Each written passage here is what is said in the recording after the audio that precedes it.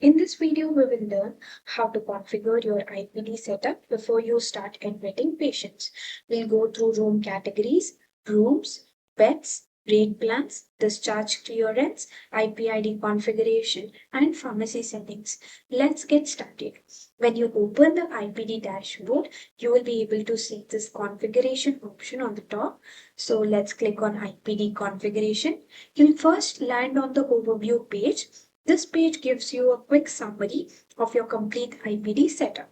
Here you can see the total number of categories, rooms, beds, and the rate plans configured in your hospital. You can also view all the configured rooms along with their beds, making it easy to understand your IPD setup at a glance. Let's first create a room category. From the left panel, click on categories and then click on new room category. For this demonstration, let's create a category name called as general ward. And under description, I'll enter shared accommodation for general admission patients and click on create. In the same way, you can create additional categories such as deluxe, semi-private, or VIP based on your hospital's requirement. Now that our category is ready, let's create a room. Click on rooms on the left hand side. Here, you have the flexibility to create rooms and beds either individually or in bulk. For this example, let's create 2 rooms by clicking on bulk create rooms. So under the category, I'm choosing general ward and the number of rooms to be created is 2. And it's optional if you'd want to create the room number. I'm clicking on create rooms. So once the room 1 and 2 is created under the general ward, you can rename it if required.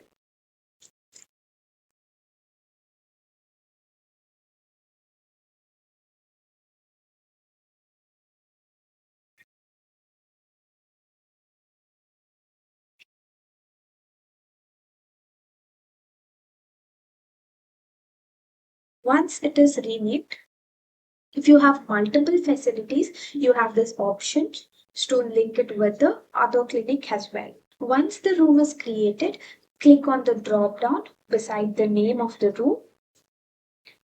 Here you can either create bulk bed or a single bed. So I am choosing add bulk bed option. Here choose the facility first, then go to the number of beds you would want to create. I'm choosing 5, and then if you'd want to name the beds, you can name it. Otherwise, you can leave it blank. And once it is created, you have the option to edit the bed name or delete it if required. I'm doing the similar bed addition on the general ward 1.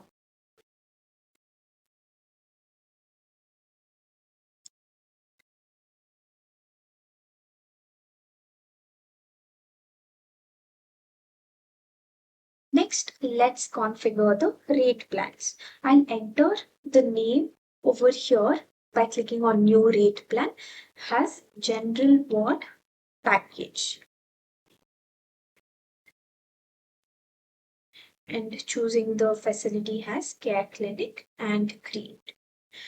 Once the package is created, you can add all the inclusions under this. So over here, I will add some commonly included hospital services.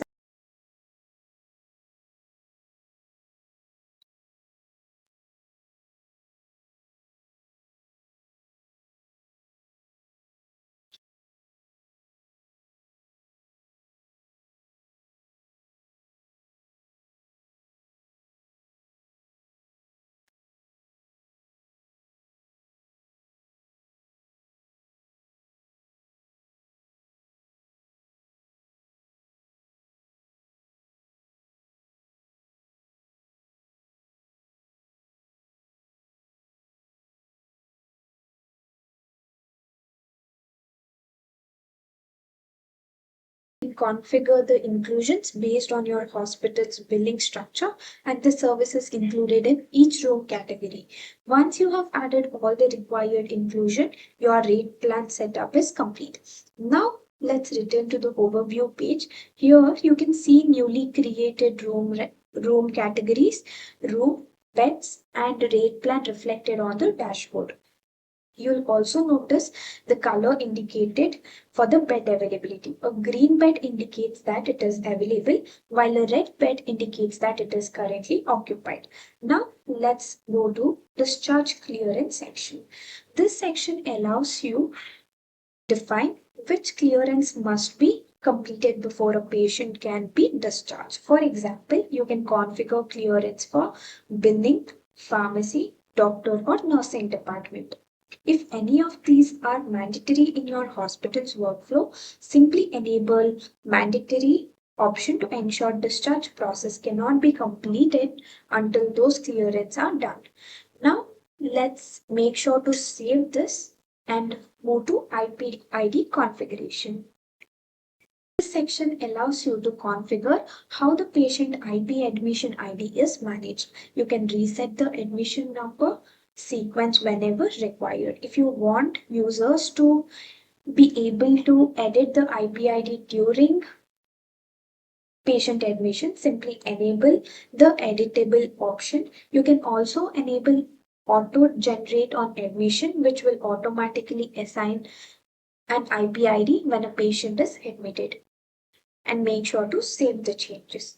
Finally, let's look at pharmacy configuration.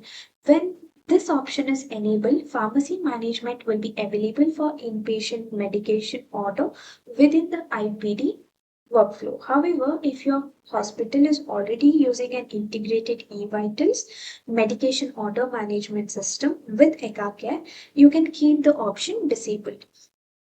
And that's it. Your IPD configuration is now complete. Once these settings are in place, your hospital is ready to start admitting patients into IPD. So you can go back to IPD dashboard and admit the patient over here. In the next video, we will learn how to admit a patient and understand the complete IPD admission workflow. Thank you for watching.